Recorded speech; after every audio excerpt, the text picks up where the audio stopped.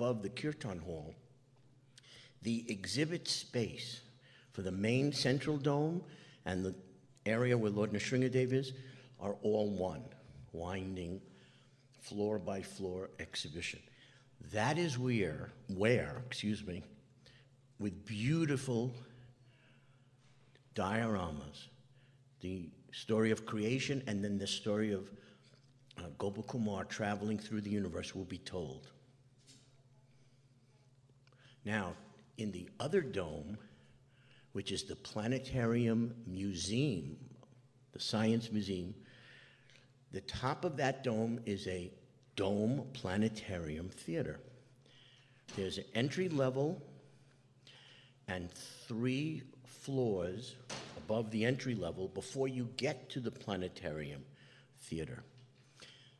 On those 4 levels, entry and levels 1, 2, and 3 above, will be the science exhibits that explain what we're going to tell you, or what Drew is going to show you.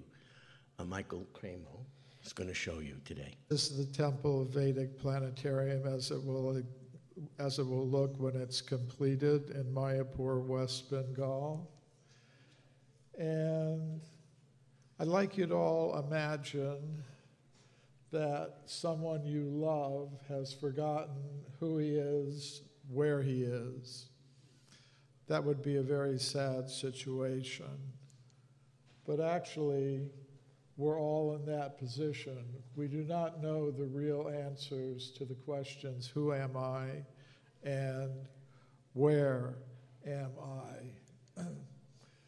So the Temple of Vedic Planetarium exists to give answers to those fundamental questions.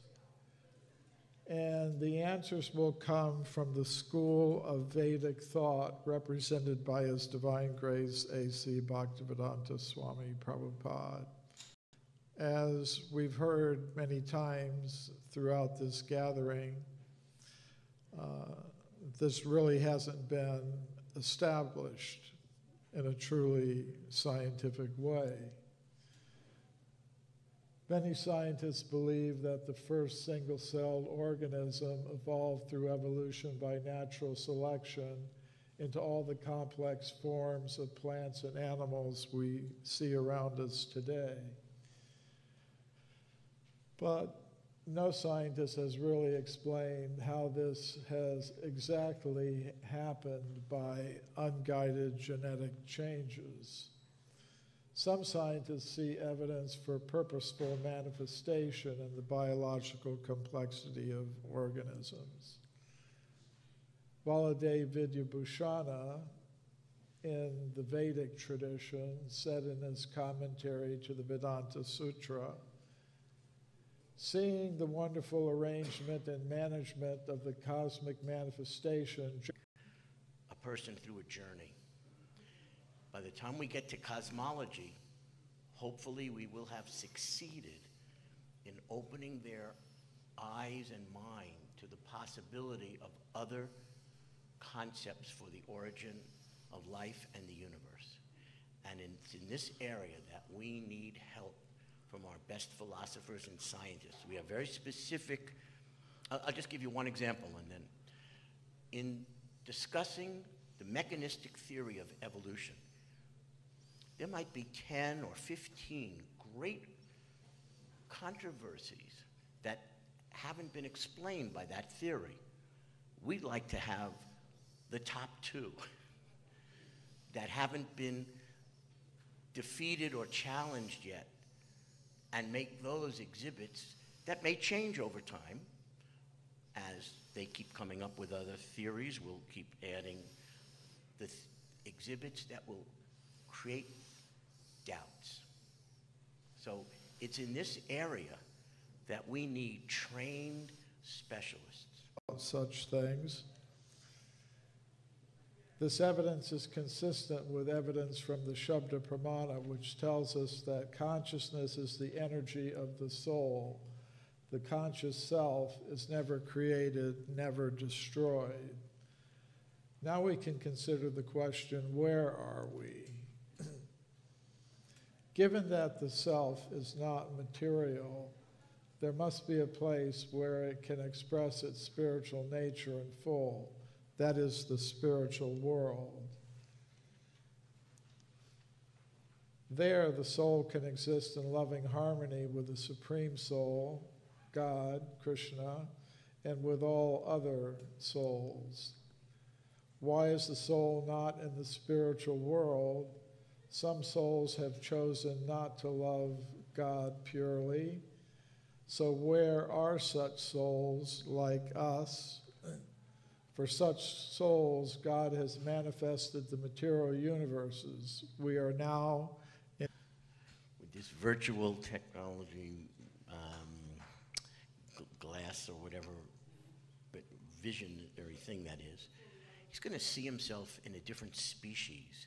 And by putting those glasses on, he's going to start experiencing like what a family life would be like as an elephant or something like that. It's just going to blow their minds. And this is like the first exhibit on the first level that you're not this body. Who are you? It's a very high-tech museum that we're planning.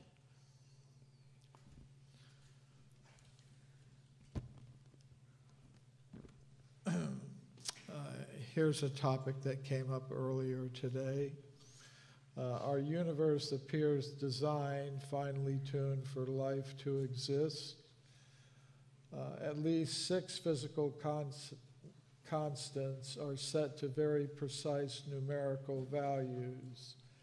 And if you want to know what they are, you could consult astrophysicists who are here with us today, like Kunal. The bodies exist in certain locations or locas, which, like the bodies themselves, are meant to give conditioned souls different kinds of experience. Just like a company, like an airline, will design certain classes of travel to give you a certain type of experience in a certain location. So there are earthly lokas, material, hellish lokas, other lokas. The whole system of material bodies and lokas is manifested and administered by God's intelligent agents, the demigods. They move souls from body to body, from loka to loka. Let me just jump in one last time here. Sorry. No, that's what you're there for. In order to persuade someone to be Eternal, but the material body is temporary. When one body ends, the soul enters another. There is reincarnation, and there's some scientific evidence for that. For example, the kinds of studies carried out by Ian Stevenson and his other colleagues who've investigated past life memories. In reincarnation, there can be an evolution of the soul through bodies of different species. This is the original Vedic concept of evolution. The ultimate destination of the soul is the spiritual world, but to get there, the soul must first understand where it is now, at the present moment. Just like one must understand the airport before one can get to the destination of one's flight. If you don't understand the layout of the airport, you're going to miss your flight. The material universe. The Vedic universe also has features that are visible to ordinary human sense perception. Some of the Vedic astronomical texts, such as the Surya Siddhanta, describe mostly the visible aspects of the Vedic universe according to a geocentric perspective. Other texts, like the Srimad Bhagavatam, describe both the visible and invisible features of the universe, and there'll be exhibits on both of these. As far as the history of the universe goes, the most important events are the appearances of the avatars of God. They come to remind people who they are and where they are. So we want to have some exhibits about that to give the actual purpose of the universe. Varatarupa. And he's very excited to do that, to see how he can participate. For the last few years, I've been searching through our movement to find biologists who can help us explain some of these arguments about irreducible complexity of these machines inside a cell that couldn't have formed in a step-by-step evolutionary manner. I don't know if that's still a valid argument, but that's what we need help on. So whatever your field is, it could be the philosophy of science or a specific discipline within science, you can contact us. Now, how can they contact us? We don't have a central contact site yet, do we? So I would say for all of you who are here, you know how to contact Brahmatirtha Prabhu, and we are reaching out to the BI for help. So I haven't told him that. That's our greatest artist, Bhardraj Prabhu.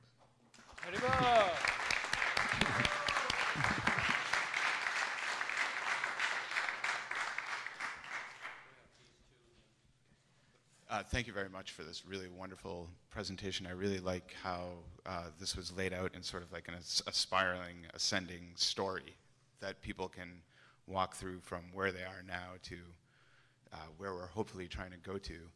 I have a question in the form of a comment, as is usual in these settings. But I heard you, Prabhu, speak, when you were speaking about scientific theories, you use a very common phrase that is prevalent in many religious communities who are looking back at science, which is, you said, just a theory. And often we confuse theories with hypotheses. Theories are something that have been developed over decades, if not centuries. And because they take that long to develop, it's inherent in the nature of a scientific theory to change over time. That's part of the process of developing a scientific theory. Old, that have descriptions of the origin of life, different species, planets, the whole universe that you don't find in other traditions. So we plan on wowing the public with that, and that is really a wow moment when you, if to hear that, what, there's a theory of universal creation and expanding universe that's thousands of years old and not just 100 or 50 years old. I don't know how else to respond to that yet. It's still evolving. But we are centered on the Puranic and Vedic version because it is so amazing, and there's nothing like it anywhere in the world. And you're right, it shouldn't be presented as just one of many world religions. So again, the devotee philosophers can help us to make sure we don't present it in the wrong, limited, secular way. I've got a question. It was part of the... Just have one or two movies forever.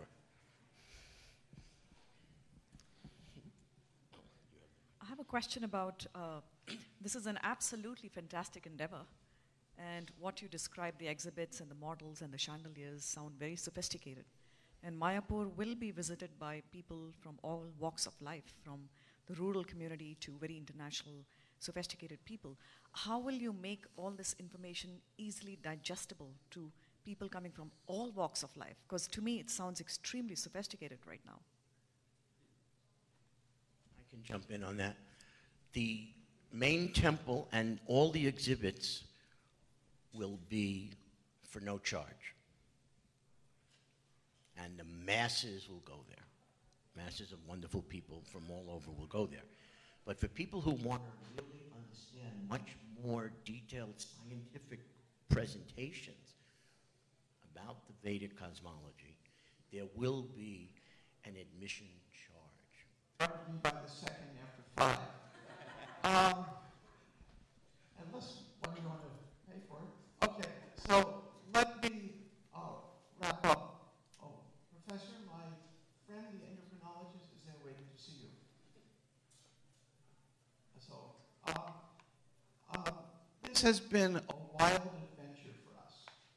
So I need your help. First thing is, Vaninath is going to collect from you all of your evaluations. If you haven't done it, you can email it to me.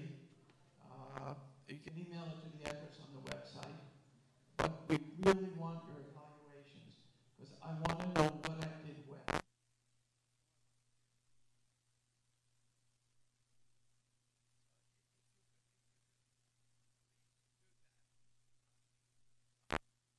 I really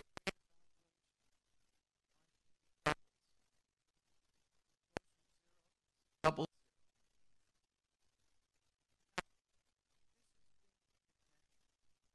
to be at my home at I forgot what time did I say 9 o'clock. 9 o'clock, I said, that's right, 9 o'clock. And then we're all going to go over to Krishna House for lunch and then come back and meet some more.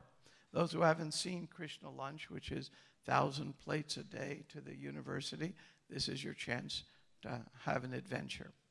I thank you all for being a part of this adventure. I apologize to all of you for the